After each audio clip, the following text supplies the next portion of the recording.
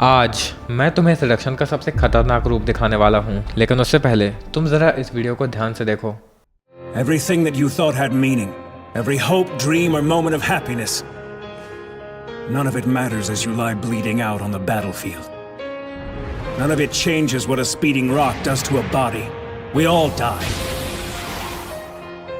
But does that mean our lives are meaningless? Does that mean that there was no point in our being born?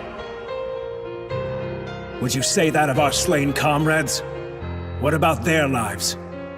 Were they meaningless? They were not!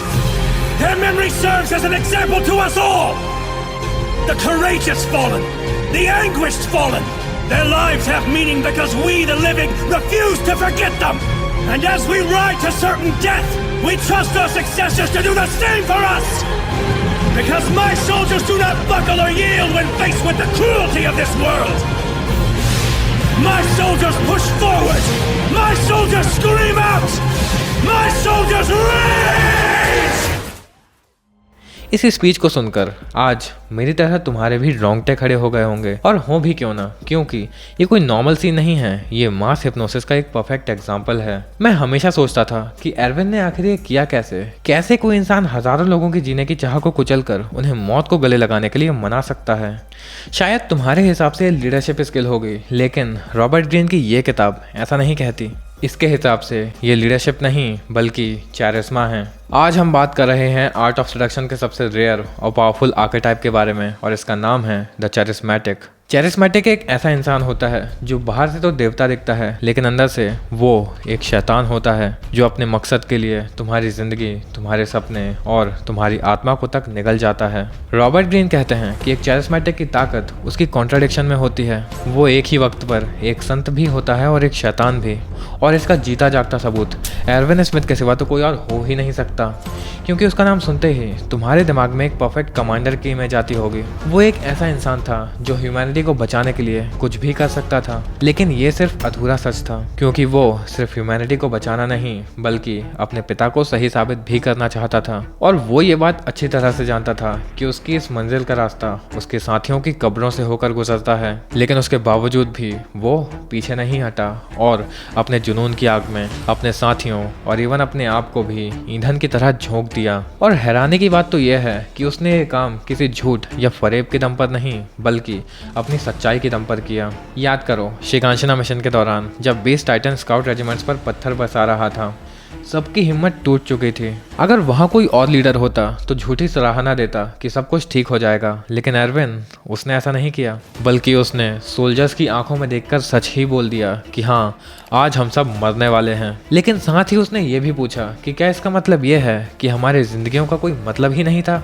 क्या हमारे उन साथियों की जिंदगियों का भी कोई मतलब नहीं था जो हमारे लिए मरे? उसने उन्हें यह एहसास दिलाया कि नहीं, हमारे साथियों की कुर्बानियां बेकार नहीं थीं, और आज हमारी कुर्बानियां भी बेकार नहीं जाएंगी, क्योंकि हमारे मरने के बाद हमारे सक्सेसर्स उसी रास्ते पर चलकर जीत हासिल करेंगे। और यही होता है एक चैरिस्मेटिक का असली जादू।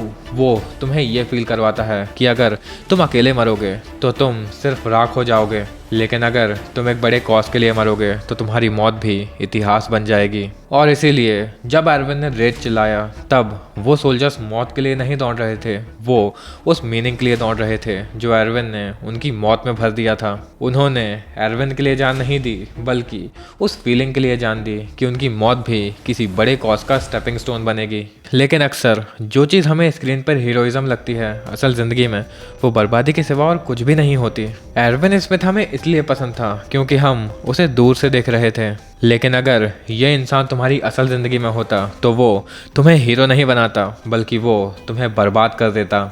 इतिहास गवाह है कि जितने भी कर्ट लीडर्स, डिक्टेटर्स और झूठे पॉलिटिशियंस रहे हैं, सब के सब इसी सिड्यूसर की कैटेगरी में आते हैं। ये लोग तुम्हारे इमोशंस को फ्यूल की तरह इस्तेमाल करते हैं ताकि उसकी आग में अपना नाम चमका सकें। इनका मकसद कोई क्रांति लाना नहीं होता, इन्हें बस सत्ता चाहिए होती है, और अपने उस मकसद के लिए ये लोग तुम्हें बलि के बकरों की तरह इस्तेमाल करते हैं। तुम सोचते हो कि तुम दुनिया बदलने में मदद कर रहे हो, लेकिन असल में तुम बस उनके शतरंज के वो प्यादे होते हो जिन्हें वो सबसे पहले मसले निपटाने वाले होते हैं। एरविन के लिए भी उसके साथ ही कोई इंसान नहीं थे, वो बस रिसोर्सेस थे जिन्हें वो जीत हासिल करने के लिए बिना हिचकिचाए मौत के घाट उतार देता था।